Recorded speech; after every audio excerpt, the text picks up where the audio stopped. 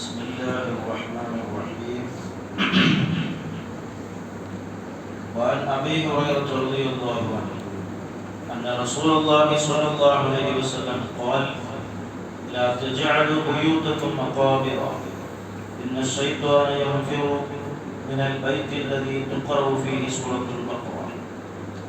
ബഹുമാനപ്പെട്ട അബൂ ഹുറൈറ റളിയല്ലാഹു അൻഹു റിപ്പോർട്ട് ചെയ്യുന്നു, അന്ന റസൂലുള്ളാഹി സ്വല്ലല്ലാഹു അലൈഹി വസല്ലം ഖാൽ, റസൂലുള്ളാഹി തങ്ങൾ പറഞ്ഞു, ലാ തജഅലു ബുയൂതകും മഖാബിറ ഇന്ന ശൈത്വാന യൻഫിറു മിനൽ ബൈത്ത് അല്ലദീ തുഖറഉ ഫീഹി സൂറത്തുൽ ബഖറ.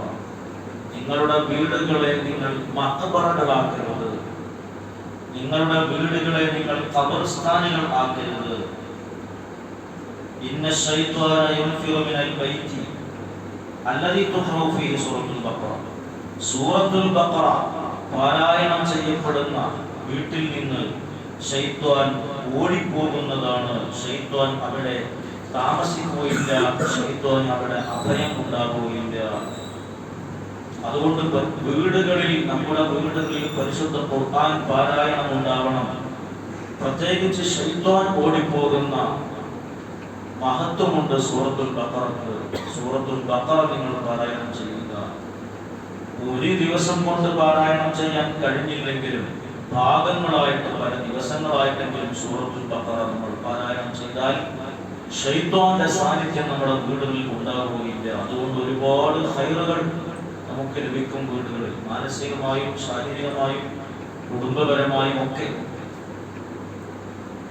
അതല്ലാത്ത ഒരവസ്ഥ, ഖുർആൻ പാരായണം ചെയ്യപ്പെടാത്ത ഒരു വീട് സത്യത്തിൽ ഖബർ പോലെയാണ്. അതൊരു ഇരുട്ടുള്ള വീടാണ്, അതൊരു ഇടുക്കമുള്ള വീടാണ്. ഒരുപാട് അർത്ഥങ്ങൾ റസൂലുള്ളാഹി തങ്ങൾ പറഞ്ഞ ഒരു ചെറിയ ഹദീസിലുണ്ട്.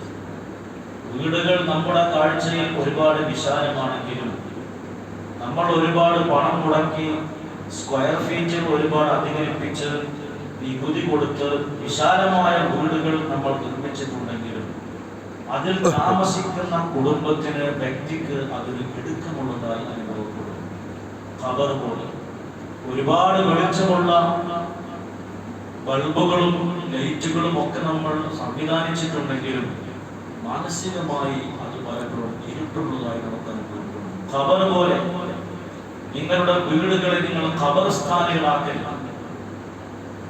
ഖബർസ്ഥാനുകൾ ആകാതിരിക്കണമെങ്കിൽ വീടുകളിൽ ഖുർആൻ പാരായണം നടക്കണം എന്ന് റസൂലുള്ളാഹി സ്വല്ലല്ലാഹു അലൈഹി വസല്ലം. സുന്നത്ത് നിസ്കാരത്തിനെ കുറിച്ച് പറഞ്ഞപ്പോൾ റസൂലുള്ളാഹി അങ്ങനെ പറഞ്ഞിട്ടുണ്ട്, ഫർദ് നിസ്കാരങ്ങൾ പള്ളിയിലും സുന്നത്ത് നിസ്കാരങ്ങൾ നിർവഹിക്കേണ്ടത് വീടുകളിലും ആണെന്ന് റസൂലുള്ളാഹി സ്വല്ലല്ലാഹു അലൈഹി വസല്ലം. അതിന്റെ കാരണവും ഈ വീടുകളിൽ ഈ വെളിച്ചവും വിശാലതയും ഉണ്ടാകുവാൻ വേണ്ടിയാണ്. وعن أبي بن كعب رضي الله عنه قال قال رسول الله صلى الله عليه وسلم يا أبا المنذر أتدري أي آية من كتاب الله معك أعظم؟ قلت الله لا إله إلا هو الحي القيوم.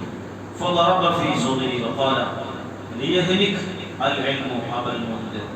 ബഹുമാനപ്പെട്ട ഉബയ്യ് ഇബ്നു കഅബ് റളിയല്ലാഹു അൻഹു റിപ്പോർട്ട് ചെയ്യുന്നു, പറഞ്ഞു, قال رسول الله صلى الله عليه وسلم, റസൂലുള്ളാഹി തങ്ങൾ പറഞ്ഞു, യാ അബൽ മുൻദിർ അതദരി അയ്യു ആയത്തി മിൻ കിതാബില്ലാഹി മഅക അഅ്ലം. അബൽ മുൻദിർ അദ്ദേഹത്തിന്റെ പേരാണ്.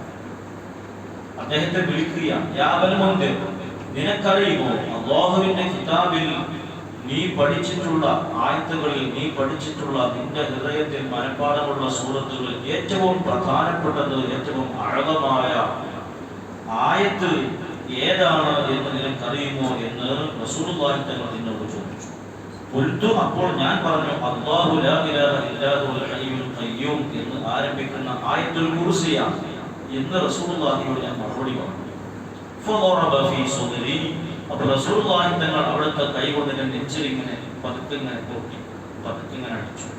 എന്നിട്ട് പറഞ്ഞു, വഖാല, റസൂലുള്ളാഹി പറഞ്ഞു, ലിയഹ്നക അൽ ഇൽമു വൽ മുൻദിർ, നിനക്ക് ഇൽമുണ്ട് വൽ മുൻദിർ, നിന്റെ ഇൽമിൽ അല്ലാഹു ബറക്കത്ത് ചെയ്യട്ടെ എന്ന് റസൂലുള്ളാഹി തങ്ങൾ ഒരു ആശംസയുടെ വാക്യം പറഞ്ഞു എന്ന് ബഹുമാനപ്പെട്ടവർ പറയുകയാണ്. അപ്പോൾ അതൊരു പ്രധാന ആയത്തുൽ കുർസി ഒരുപാട് മഹത്വമുള്ള ആയത്താണ്, നമുക്കറിയാം.